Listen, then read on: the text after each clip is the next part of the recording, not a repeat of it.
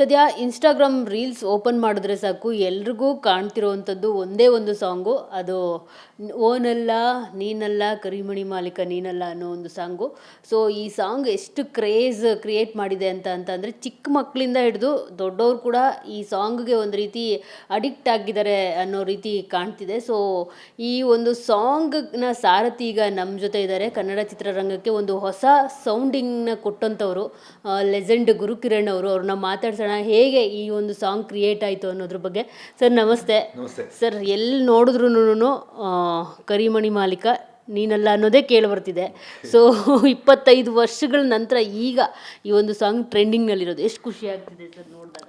ಇಲ್ಲ, ಯಾವುದು ನಮ್ಮ ಕೆಲಸವನ್ನು ಮಾಡಿದ ನಂತರ ಕೆಲಸ ಜನಕ್ಕೆ ಇಷ್ಟ ಆದಾಗ ಒಂಥರ ಖುಷಿ, ಒಂಥರ ಒಂದು ಬೇರೆ ಥರ ಕಿಕ್ ಇರುತ್ತೆ. ಡೆಫಿನೆಟ್ ಖುಷಿ ಆಗುತ್ತೆ. ಇದು ಮಾಡಿ ಮಾತ್ರ ಇದು ಯಾವತ್ತು ನಾವು ಇನ್ಸ್ಟೆಂಟ್ ನಾವು ಕೇಳ್ತೀವಿ. ಅಂದರೆ ಈಗ ನಾವು ಸ್ಟೇಜ್ ಶೋಸ್ಗೆ ಹೋದರೆ ಈ ಇನ್ಸ್ಟೆಂಟ್ ಗೊತ್ತಾಗುತ್ತೆ ಜನಕ್ಕೆ ಇಷ್ಟ ಆಯ್ತಾ ಇಲ್ವಾ ಅಂತ.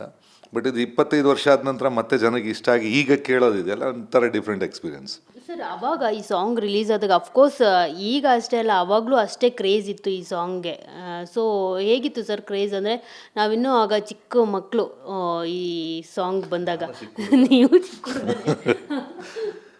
ಏಕೆಂದರೆ ಆ ಟೈಮಲ್ಲಿ ಇದು ಮಾಡಿದಾಗ ದಿಸ್ ವಾಸ್ ಮೈ ಸೆಕೆಂಡ್, ನನ್ನ ಸೆಕೆಂಡ್ ಆಲ್ಬಮ್. ಫಸ್ಟು ಮಾಡಿದ್ದು ಅದಾದ ನಂತರ ಇದೆ ನನ್ನ ದೊಡ್ಡ ಪ್ರಾಜೆಕ್ಟು. ಅಂದರೆ ಆಡಿಯೋ ರೈಟ್ಸು ಅಷ್ಟೇ ಮಧು ಸರ್ ತಗೊಂಡಿದ್ದು, ಮಧು ಬಂಗಾರಪ್ಪ ಅವರು.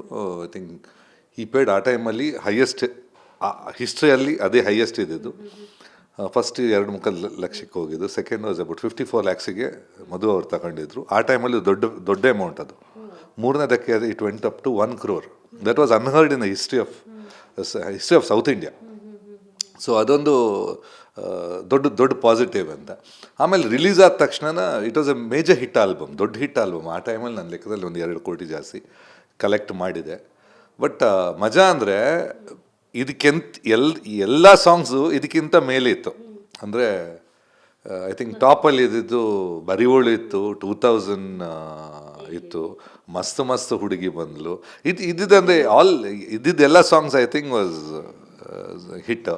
ಸೊ ಅದೊಂದು ಐ ಥಿಂಕ್ ಈ ಸಾಂಗ್ ಆಗ ಅಷ್ಟು ಇದಕ್ಕೆ ಸಿಗಬೇಕಾದ ಕ್ರೆಡಿಟ್ ಸಿಕ್ಕಿಲ್ಲ ಕಾಣುತ್ತೆ, ಈಗ ಸಿಗ್ತಾ ಇದೆ. ಅದು ಯಾವತ್ತು ಉಪ್ಪಿ ಸರ್ ಈಗ ಫೋನ್ ಮಾಡಿದರು.